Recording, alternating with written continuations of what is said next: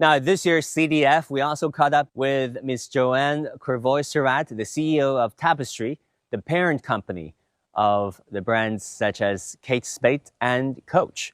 We discussed how Western luxury brands such as hers is adapting to China's rapidly evolving socio-economic and aesthetic shifts.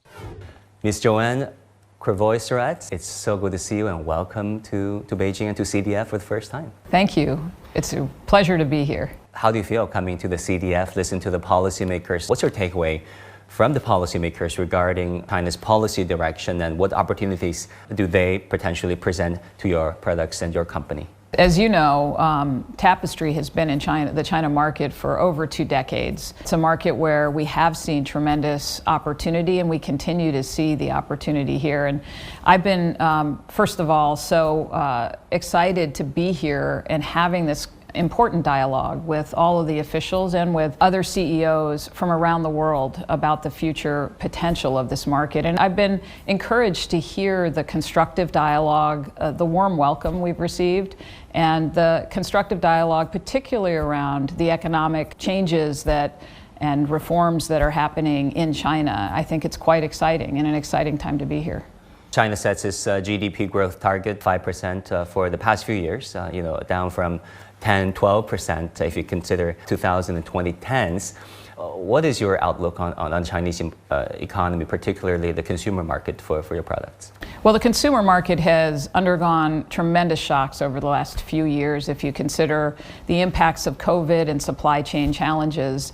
But what we have seen is quite a resilient Chinese consumer, and we continue to stay close to the consumer to understand what's important to them, to make sure that we can respond and react, particularly the needs of the Chinese consumer. So in the last quarter, we inflected back to growth in this market. So we grew low single digits in China. In the second quarter, we expect to grow for the full year, for our full fiscal year, and expect to see continued growth in this market for years to come. We think there's a tremendous amount of potential here in China. By talking about the last quarter, you mean the fiscal quarter or the? Fiscal quarter, which would be our holiday quarter, ended in December. And just before even the New Year holiday, we saw a really nice response from Chinese consumers to the innovation that we're offering in the market.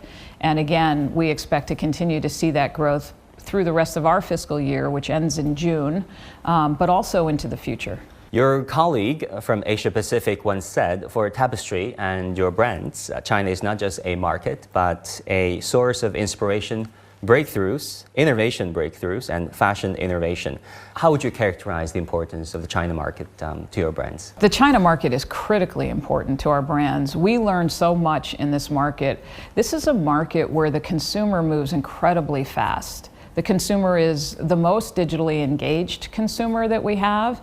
And as we meet the demands of this consumer with innovation, we are better able to serve the rest of the world with those innovations. And I'll give you a few examples. I think as COVID impacted consumers, we became much more reliant on the digital economy, right? Because consumers weren't as comfortable going into our physical stores.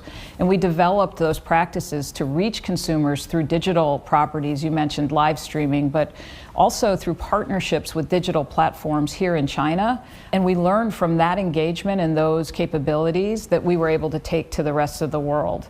Another great example is in sustainability.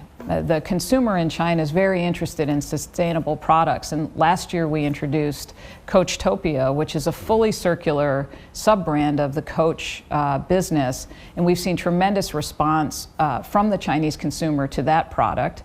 And we're taking learnings from Coachtopia, the sub-brand, and applying it across our portfolio to all of our brands. Great example. Can you perhaps elaborate on the e-commerce platform where you said Chinese consumers are the most digitally connected? I love that word, digitally connected, and exporting that model to which part of the world that has copied the success of China?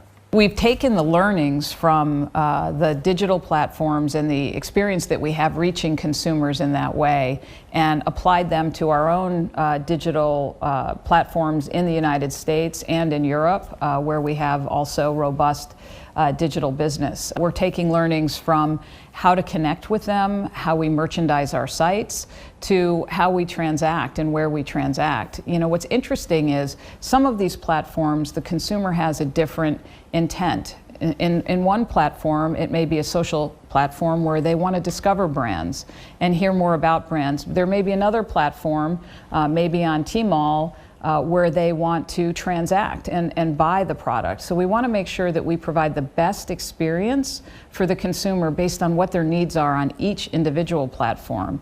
And that research really started here in China for us. Talk to us more about Coachtopia, if you don't mind. You're here in China again. The air is visibly cleaner compared to 10 years ago. A green revolution, a green campaign is going on right now. How are the Chinese consumers taking the Coachtopia, not just as a product, but as a concept, as a lifestyle? You know, we try to stay close to consumers to understand what they value. And what we heard from consumers is it's beyond just sustainability. It is about the full lifestyle. And so Coachtopia really was developed as a fully circular sub-brand, which means it's not made with virgin materials. It's made with waste and recycled materials fully and made to have a life forever. So it's made to be unmade so that we can reuse the product at the end of life. So a fully circular sub-brand. And what's important is we've also engaged a Gen Z consumer. We found that this is very particularly relevant with younger consumers. And as part of Coachtopia, we have a beta community of over 100 Gen Z consumers who give us insight and input into the design process, because we have also heard that they want to be part of the design process. So there are a lot of things about the Coachtopia sub-brand that particularly younger consumers are gravitating to. Talking about the younger consumers, including Gen Z, there has been a visible trend going on that is, preferring a national brand or a guochao. There's almost a nationalist brand, but not so much, preferring national domestic indigenous brands versus Western brands as they would back in the day. Have you noticed this trend with the Chinese consumers, and how are you adapting? Well, you know, it's our job to make sure we're delivering the innovation that they value, and that includes the aesthetic innovation. And one of the things that we've done to make sure that we can resonate with a local consumer is through collaborations. And I'll give you a couple examples of how that's really come to life with the Coach brand specifically. One collaboration we did in the Year of the Rabbit was a collaboration in Shanghai with the White Rabbit candy brand. And we had very innovative, unexpected, I would say, product with a very seamless collaboration with a very authentic Chinese brand, that it showed that we understood the heritage of the Chinese consumer and also respected the heritage of the Coach brand and brought those two together in a very seamless way. Another way that we're reflecting Chinese tastes and preferences is through our collaborations with young artists. And we also have a program called the China Cool Project, where we support young design students in local colleges and provide sort of an incubator for those local design students. So those are all ways that help us really reflect Chinese values and Chinese heritage in an authentic way with our brand. Given the fact that the top-tier Chinese cities like Shanghai, Beijing, and Hong Kong, Guangzhou, they're pretty much saturated with the big brands, domestic and foreign. Are there plans to expand into third-tier, fourth-tier cities of China, smaller cities, even suburban, rural areas in the future? Absolutely. We already have a very diversified portfolio of brick and mortar stores. Today, we have almost 400 stores in China across 90 cities, and those span from Tier 1 to Tier 4 cities today. Our process is really to follow the consumer. We talk to a lot of consumers. We stay close to them. That's why we've developed such a robust e-commerce and digital approach, but also how we will determine where our next development will be.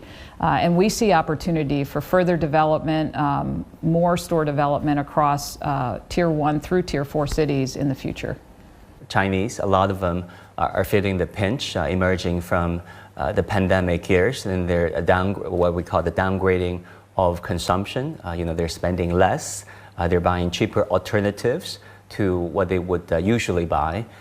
this could mean different things, right? They could shift from a more expensive brand to Coach, or in other cases, they could shift from Coach to a domestic Chinese brand.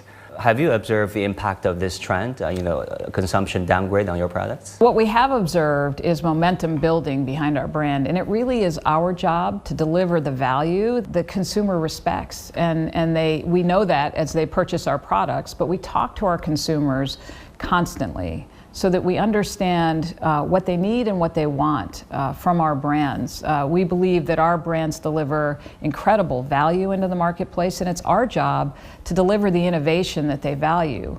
We are also appealing to consumers on an emotional level. So as we get close to consumers and understand what's important to them, and again, I'll use the Coach brand as an example. The Coach brand positioning is around expressive luxury. And what that means is leveraging our product to help a consumer show their own self-expression and build confidence. We've heard, particularly from young consumers, a desire to build confidence. And it's that emotion that is associated with our brand that helps the consumer, particularly the young consumer, see the value and the innovation that we're delivering. Expressive luxury. Yes. And it's the first time I heard that word, and I thought that was a brilliant term.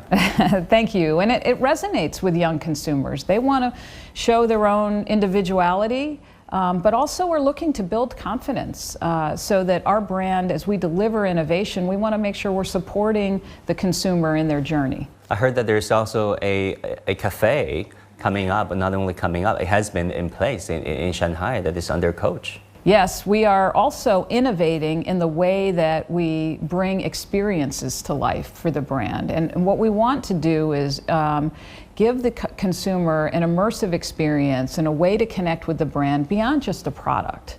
And we found that these cafes, and we opened one in Daimaru in Shanghai most recently, very much resonate with young consumers. They can come in and have a coffee and meet with their friends and browse our products. We've seen a lot of success, and we expect to build more Coach cafes in the future. Talking about artificial intelligence, how big a factor is that? Because it is much talked about these days, considering DeepSeek, which is considered even a more powerful algorithm than their foreign counterparts. A revolution happening in earnest right now in China and other parts of the world. How big a factor is that to your company? Well, I think AI development is really exciting, and it's been great to hear about that development and the focus here in China on AI. And as a company, we've gone through a transformation where we really want to harness, and we're striving to harness technology to improve the experiences and the product and the execution that we deliver to consumers around the world. It's been a main focus of ours. We've invested in it. Our mantra is to put the technology in the hands of the decision makers in our company to unleash the potential of this technology. We are already using AI and AI models to help us understand demand predictors of product we're developing, who might appreciate this product, where around the world will this resonate with a consumer, and it allows us to make decisions on both the product we develop, where we position it, how much we buy, so the full demand picture to make it a more efficient model. And I think we're only just scratching the surface of AI. I see our teams really gravitating to it. They're using it. They're asking new and better questions every day of these tools. So I'm excited about the potential. How is Tapestry feeling the impact of the macro level changes, sometimes the interruptions happening between states and the policies that has been fluctuating, especially considering the China-US relations? As much as Chinese consumers love your products, or American consumers love Chinese products? If there's one constant in the world, it's change. And we've gone through a lot of change and very big disruption over the last 5 years, if you consider the supply chain disruptions and the disruptions related to COVID. And I see change as opportunity in our business. We continue to focus on the consumer. Our job is to stay close to what is impacting the consumer, how they're feeling, and what they value, and then build innovation into that. All of this change that you just described will impact consumers. It'll impact consumers around the world. It'll impact consumers in the US and in China. And it's our job to stay close to the consumer, to understand what's important to them at any given point in time, and be agile with our business model so that we can deliver the innovation that they need and that they expect from us. I think that our company is well positioned to hear from our customers, to constantly monitor that environment and respond and deliver beautiful product and really compelling experiences like the cafe that our consumers value around the world. China is currently the second largest consumer market for Coach, next to the United States. What can the Chinese consumers expect next in the foreseeable month and years to come? We're very optimistic about the opportunities we see in this market. The Chinese consumers, as we mentioned, are an incredible source of inspiration for our company and our business. And as they inspire us, we'll continue to innovate. And based on that, we see a tremendous runway for growth, not just with the Coach brand, but across our portfolio of brands here in China. So we're excited about what's to come. Joanne, thank you so much. Thank you. And that will do it for this edition of The Hub on CGTN. I'm Wang Guan in Beijing. Thank you so much for tuning in. I'll see you again next time.